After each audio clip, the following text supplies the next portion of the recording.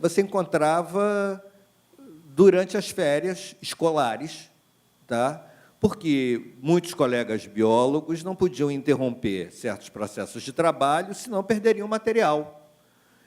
Embora os antropólogos costumassem viajar para fazer pesquisa de campo durante as férias, muitas vezes se reuniam durante as férias, né, as férias escolares e as férias individuais, lá no museu para discutir suas pesquisas de campo. Então, aquela era uma instituição que eu descobri que efetivamente era uma casa de ciência.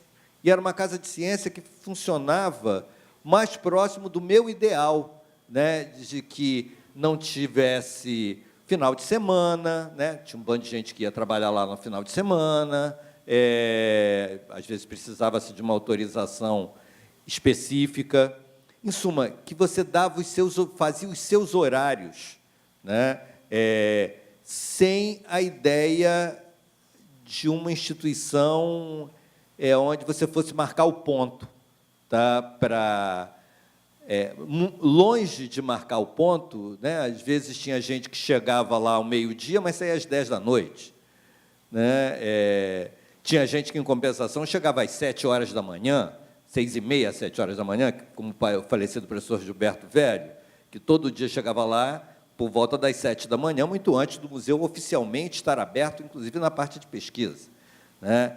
Então, eu achei isso uma maravilha, sinceramente. Né? Isto é o que eu acho que é a essência da vida universitária. Né? É um lugar onde a gente pode exercer o desejo de conhecimento, né, através de um conjunto de práticas compartilhadas com outras pessoas. Como eu ouvi vocês falarem aqui na mesa, desde muito cedo, participando dos processos, opinativamente, discutindo, aprendendo fazendo, longe de uma posição de servo da gleba do trabalho acadêmico. Né?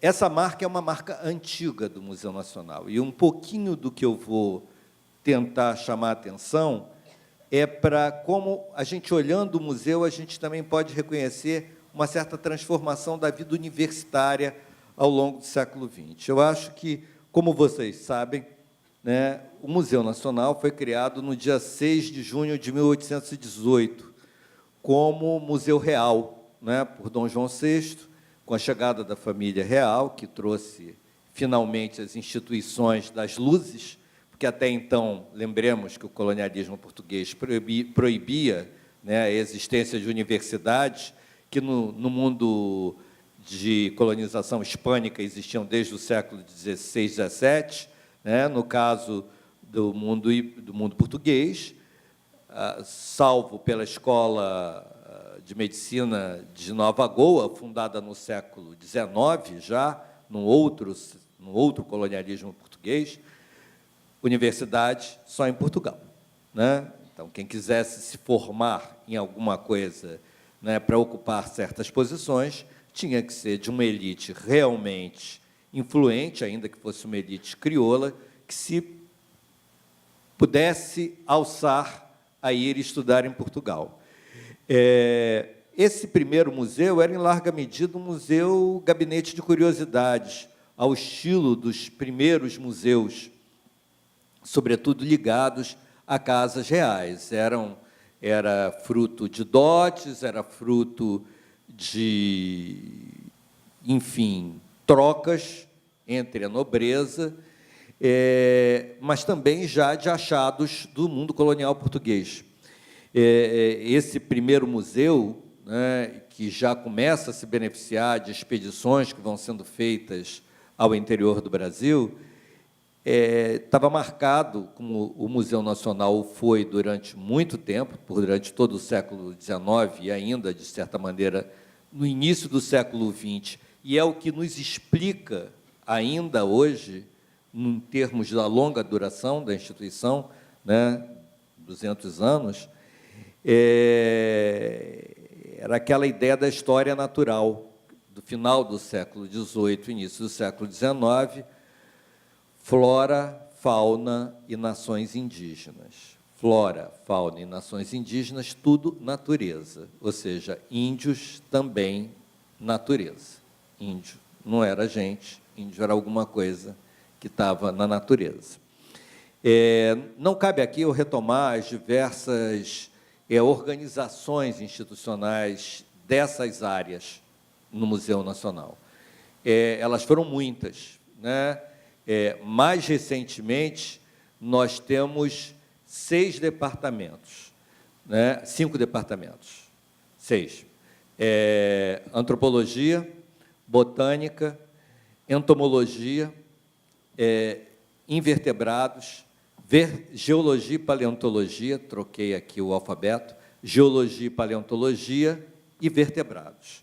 Sendo que vertebrados, parte de geologia e paleontologia, invertebrados e entomologia estão reunidos numa pós-graduação de zoologia.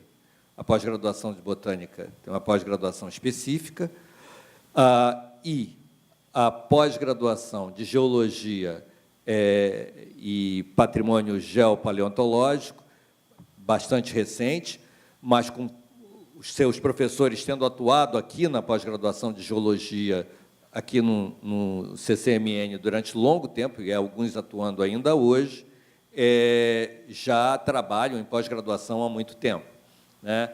Há ainda o departamento de antropologia abriga 2 outras pós-graduações, uma pós-graduação em arqueologia e 3 outras pós-graduações. Uma pós-graduação em arqueologia, a pós-graduação em antropologia social do departamento, o chamado PPGás, e a pós-graduação em literatura e em linguística e línguas indígenas, tá? O mestrado profissional em linguística e línguas indígenas.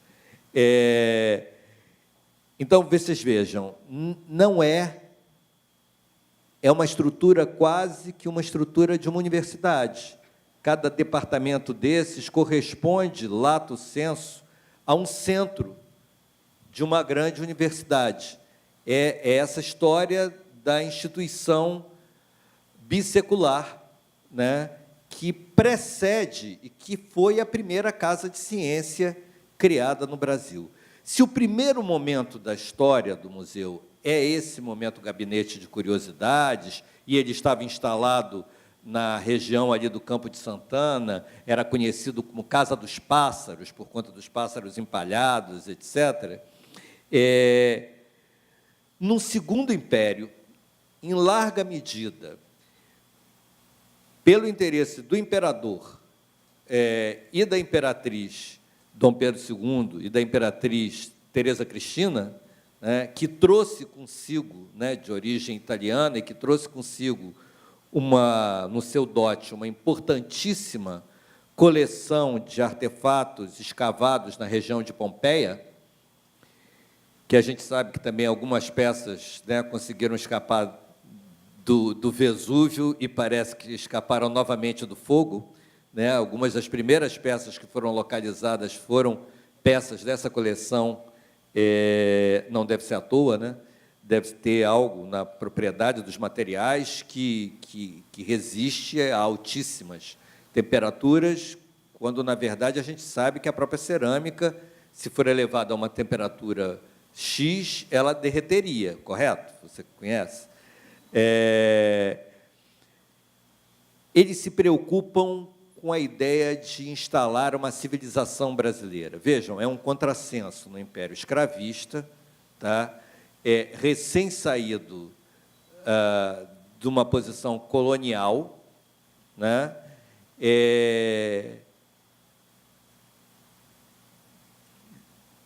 Com um imperador da mesma dinastia da metrópole, tá? Mas, de fato, Dom Pedro II tinha esta visão de que era necessário edificar uma civilização brasileira, né? E fomentou, através da instituição do mecenato imperial, pesquisas, algumas delas absolutamente ridículas, o termo é isso, para os termos da ciência de hoje, né? Ele propunha temas ao Instituto Histórico e Geográfico Brasileiro para serem pesquisados, viajou pelo mundo afora, comprou inúmeras coleções, dentre elas a coleção egípcia, que é uma coleção, a gente não sabe o que ainda é e o que a gente ainda vai achar, mas a gente sabe que a coleção egípcia era uma coleção não pelo número comparável, por exemplo, a do Louvre ou a do Museu Britânico, ou de grandes museus americanos que obtiveram esses artefatos por compra e não por intervenção colonial. Dom Pedro também comprou essas peças. Por circunstâncias, algumas múmias extremamente raras, alguns artefatos muito raros, faziam parte dessa coleção. Então, essa era uma das marcas deste museu do Segundo Império, que começa a tomar uma feição de museu científico à luz dos paradigmas de ciência que vão se estabelecendo a partir de meados do século XIX, né, e que vão transformando a própria investigação. Darwin tinha passado pelo Rio de Janeiro, lembrem-se que a pista Cláudio Coutinho foi percorrida por Darwin, né? E tinha, obviamente, entrado em contato com